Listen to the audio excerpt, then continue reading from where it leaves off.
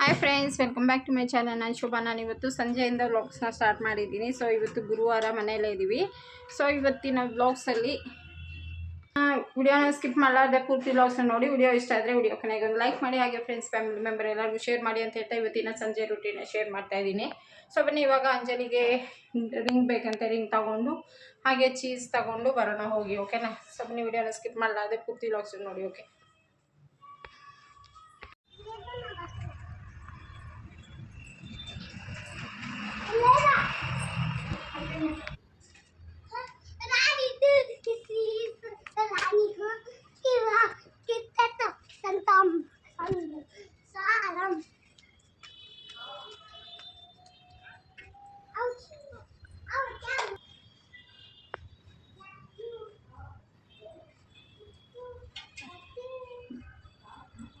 ಬಟ್ಟೆಗಳೆಲ್ಲ ಎತ್ಕೊಂಡ್ಬಂದಿದ್ದಾಯಿತು. So ಆಮೇಲೆ ಹೆಂಗೆ ಮಡಚ್ಕೋತೀನಿ. First ಹೋಗಿ ಅಂಜಲಿಗೆ ಒಂದು ರಿಂಗ್ನ ಕೊಡಿಸ್ಕೊಂಡ್ಬಂದು ಆಮೇಲೆ ಎಲ್ಲ ಬಟ್ಟೆನ ಮಡಚಿಟ್ರೆ ಆಯಿತು.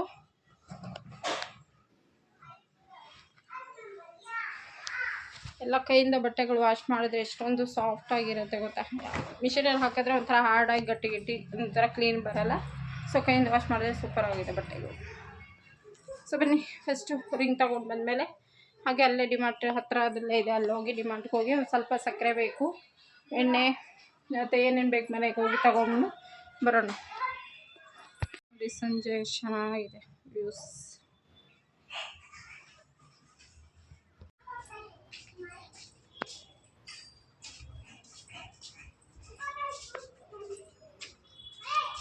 ಬೇಗ ಆಯ್ತಾ?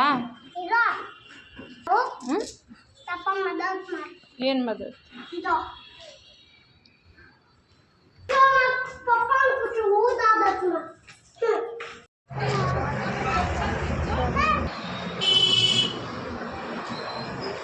ಮನೆ ಹತ್ರ ಇರೋವಂಥ ಡಿಮಾರ್ಟ್ಗೆ ಹೋಗಿದ್ವಿ. ನಾವೇನು ದೂರ ಎಲ್ಲ ಹೋಗೋಕ್ಕೆ ಹೋಗಲ್ಲ. ಸೊ ಯಾವಾಗ ನನಗೆ ಗುರುವಾರ ಲೀವ್ ಇದೆ ಅಲ್ಲ ಅಂತ ಹೇಳ್ಬಿಟ್ಟು ಹೋಗಿದ್ದಿದ್ದು, ಇಲ್ಲಾಂದರೆ ನಾನು ಎಲ್ಲೂ ಹೋಗಲ್ಲ, ಮನೆ ಕೆಲಸನೇ ಸರಿ ಹೋಗುತ್ತೆ. ಸೊ ಹಾಗಾಗಿ ನಾನು ಪಾಪುಗೆ ಒಂದು ಫ್ರೂಟ್ ಹಾಕ್ಕೊಡೋದಕ್ಕೆ ಟಿಫಿನ್ ಬಾಕ್ಸ್ನ ಹುಡುಕ್ತಾ ಇದ್ದೆ. ಅದು ಸ್ಟೀಲ್ದ್ರಲ್ಲಿ ಒಂಥರ ಬಾಕ್ಸ್ ಟೈಪ್ ಬರುತ್ತೆ.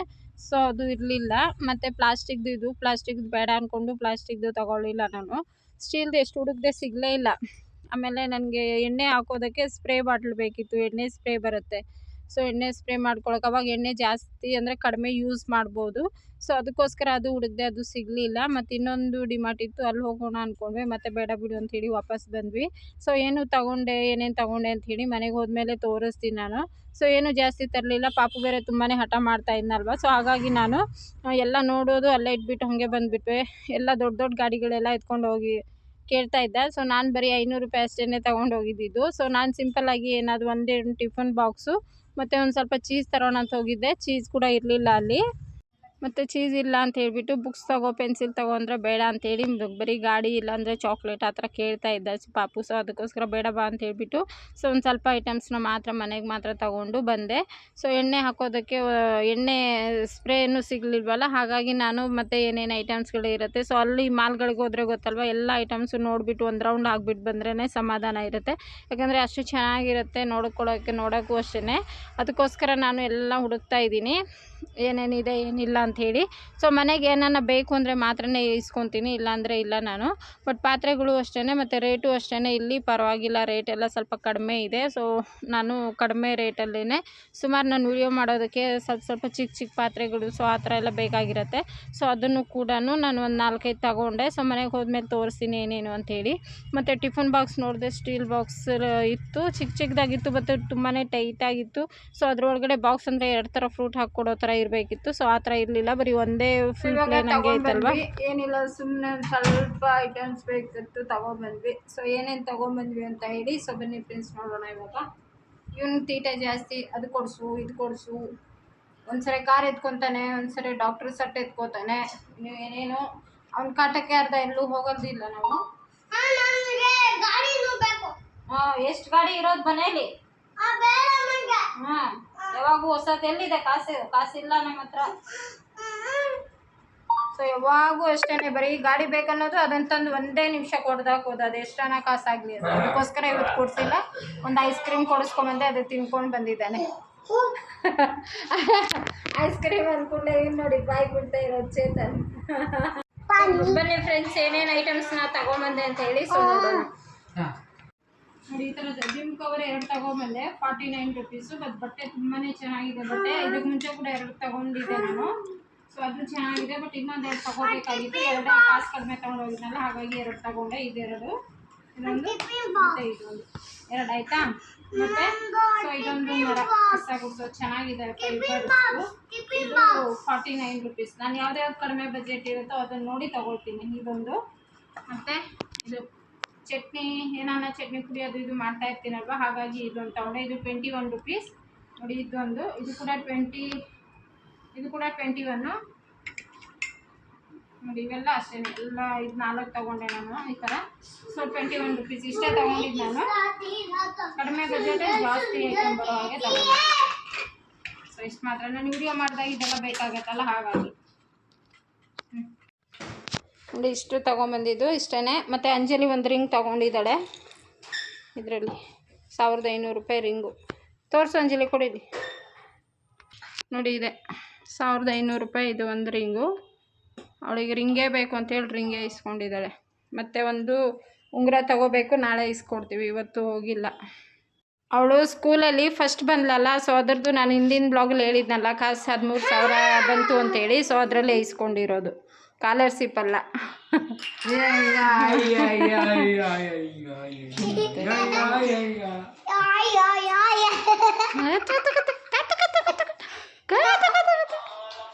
ನೋಡಿ ಇದು ಸೈಕಲ್ ಪಕ್ಕದ ಮನೆ ಇರೋರ್ದು. ಸೊ ಅವ್ರದ್ದು ಎತ್ಕೊಂಬಂದಿದ್ದಾನೆ, ಆಟ ಆಡ್ಕೊ ಹೋಗು ಅಂತೇಳಿ ಕೊಟ್ಟಿದ್ದಾರೆ ಇವನಿಗೆ.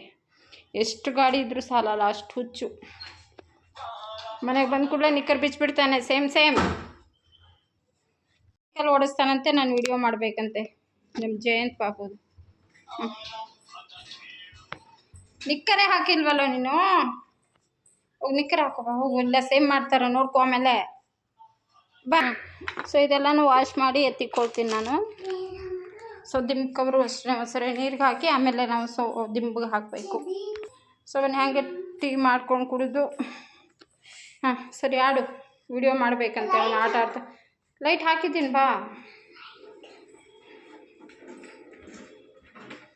ಚೆನ್ನಾಗಿದೆ, ಸೂಪರ್. ಇಲ್ಲಿ ನೋಡು,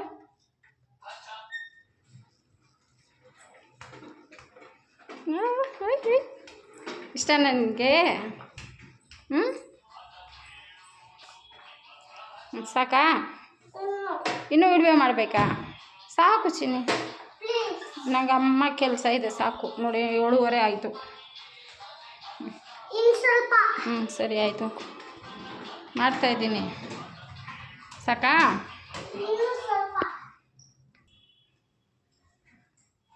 ಬಾ, ಸಾಕು ಆಯಿತಾ? ನಾನು ಹೋಗ್ಲಾ?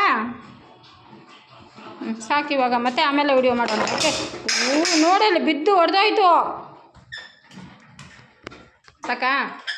ಸರಿ ಹೋಗಿ ಆಡ್ಕೊ ಹೋಗು, ಆಮೇಲೆ ಬರ್ತೀನಿ. ನೋಡಿ ಇದೆಲ್ಲ ಕ್ಲೀನ್ ಮಾಡಿದ್ದೀನಿ ಇವತ್ತು. ಫ್ಲವರ್ ಏನಿತ್ತು ಅದು ಗಡಿಯಾರಕ್ಕೆ ಹಾಕಿದ್ದೀನಿ ಈ ಥರ. ಹಾಂ ಆಯ್ತು, ಹೋಗು ಬೇಗ.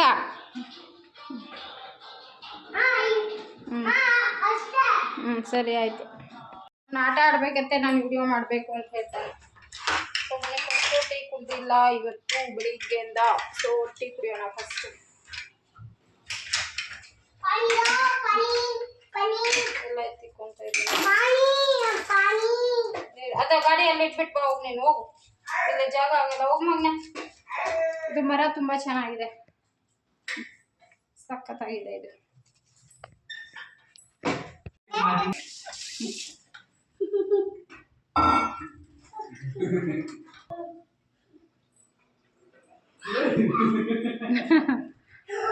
ಸ್ವಲ್ಪ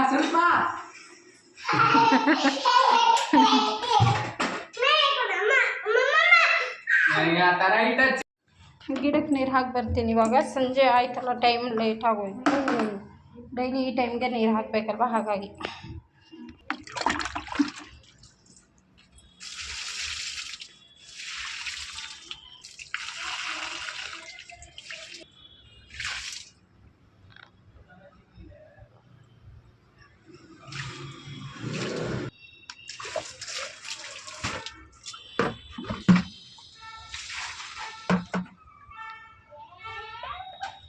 ಇದು ಅರ್ಧ ಗುರುವಾರದ ಬೆಳಿಗ್ಗೆ ಕ್ಲೀನಿಂಗ್ ರೂಟೀನು ಇರುತ್ತೆ ಇವತ್ತಿನ ಬ್ಲಾಗ್ಸಲ್ಲಿ. ನಾನು ಹಿಂದೆ ಒಂದು ವಿಡಿಯೋ ಇವತ್ತು ಹಾಕಿದ್ದೆ. ಸೊ ಆ ವಿಡಿಯೋ ಅಲ್ಲಿ ತುಂಬ ವಿಡಿಯೋ ಲಾಂಗ್ ಆಗಿಬಿಡುತ್ತೆ ಅಂತೇಳಿ ಸೊ ಅರ್ಧ ವಿಡಿಯೋನ ಹಾಕಿ ಇನ್ನು ಅರ್ಧ ವಿಡಿಯೋ ಹಾಗೆಯೇ ಸ್ಕಿಪ್ ಮಾಡಿದ್ದೆ. ಯಾಕಂದರೆ ತುಂಬ ಲಾಂಗ್ ಆಗಿಬಿಟ್ರೆ ನೋಡೋದಕ್ಕಾಗಲ್ವಲ್ಲ. ಸೊ ಹಾಗಾಗಿ ನಾನು ಇನ್ನೂ ಕ್ಲೀನಿಂಗ್ ವಿಡಿಯೋನ ಅರ್ಧ ಹಾಗೆ ಮಿಕ್ಕಿಸ್ಕೊಂಡಿದ್ದೆ.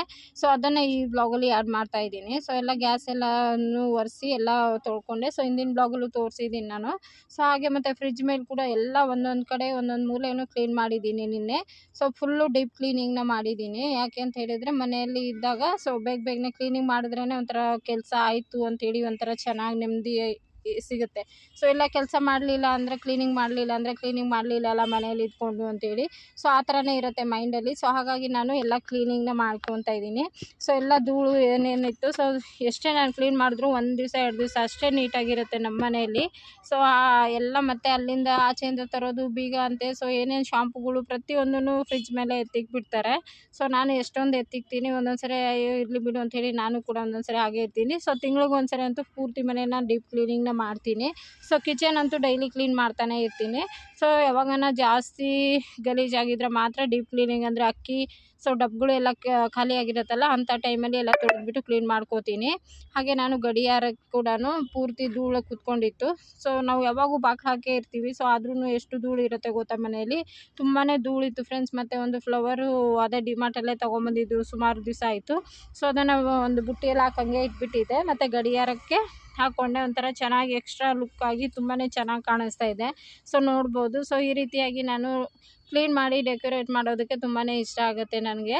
ಸೊ ಹಾಗಾಗಿ ಎಲ್ಲ ಕ್ಲೀನನ್ನು ಮುಗಿಸ್ಕೋತಾ ಇದ್ದೀನಿ. ಹಿಂದಿನ ಬ್ಲಾಗಲ್ಲಿ ಹಾಕಬೇಕಾಗಿತ್ತು ಇದೆಲ್ಲನೂ ನಾನು ಹಾಕಲಿಲ್ಲ. ಯಾಕಂದರೆ ವಿಡಿಯೋ 50-60 ನಿಮಿಷದ ಆಗೋಯಿತು.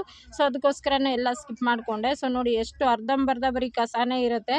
ಸೊ ಪೇಪರು ಚಾಕ್ಲೇಟ್ಸು ತಿಂದು ಅಲ್ಲೇ ಬಿಸಾಕಿರ್ತಾರೆ. ಎಲ್ಲ ಅಲ್ಲಿಂದಲ್ಲೇ ಇಟ್ಟು ಬಿಡ್ತಾರೆ.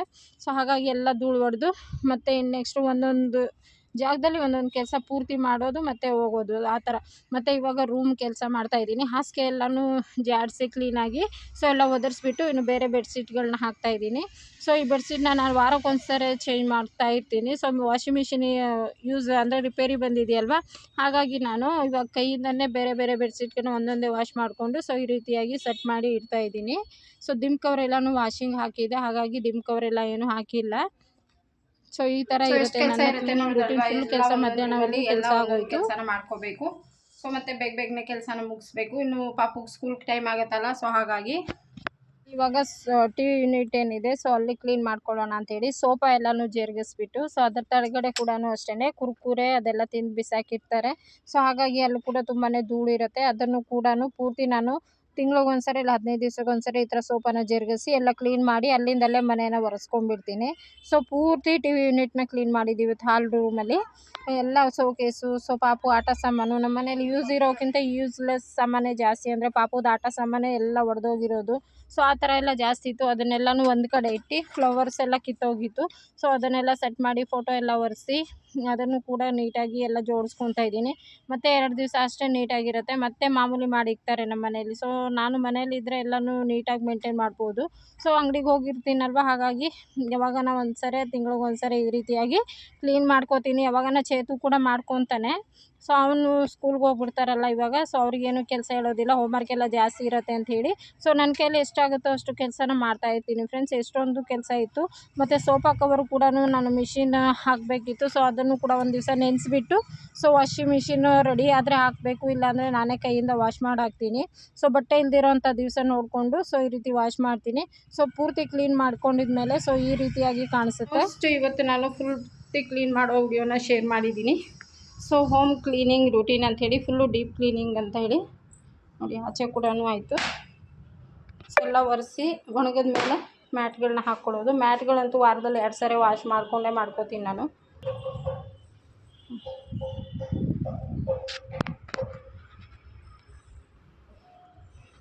ನೋಡಿ ಫುಲ್ಲು ಮನೆ ಒರೆಸಿದ್ಮೇಲೆ ಎಷ್ಟು ಕ್ಲೀನಾಗಿದೆ ಅಂಥೇಳಿ. ಇನ್ನೊಂದು 2 ದಿವಸ ಬಿಟ್ಟು ನಾನು ಸೋಫಾ ಕವರು ಕೂಡ ವಾಶ್ ಮಾಡ್ಕೋಬೇಕು. ಇವತ್ತು ಯಾರನ್ನ ಮಿಷಿನ್ ರಿಪೇರಿ ಮಾಡೋರಿದ್ದರೆ ಅವ್ರನ್ನೂ ಕರ್ಕೊಂಬಂದು ರೆಡಿ ಮಾಡಿಸ್ಬೇಕು. ಬೆಡ್ಶೀಟೆಲ್ಲ ವಾಶ್ ಮಾಡೋಕ್ಕಾಗತ್ತಲ್ಲ. ಬಟ್ಟೆಗಳು ಇದ್ಮೇಲೆ ಡೈಲಿ ಕೈಯಿಂದನೇ ವಾಶ್ ಮಾಡ್ಕೋತೀನಿ. ನೋಡಿ ಎಲ್ಲ ಫುಲ್ಲು ಅಲ್ಲೊಂದು ಎಲ್ಲ ಬಿಸಾಕಿ ಒಂದೇ ಹತ್ರ ಹಾಕ್ಬಿಟ್ಟಿದ್ರು. ಇದು ಪಾಪು ಸ್ಲಿಪ್ಪರು ಶೂ ಎಲ್ಲ ನಾನು ಆಚೆ ಇಡೋದಿಲ್ಲ, ಒಳಗಡೆನೇ ಇಟ್ಬಿಡ್ತೀನಿ. ನೋಡಿ ಫುಲ್ ಹಾಲು ಈ ಥರ ಕಾಣಿಸುತ್ತೆ.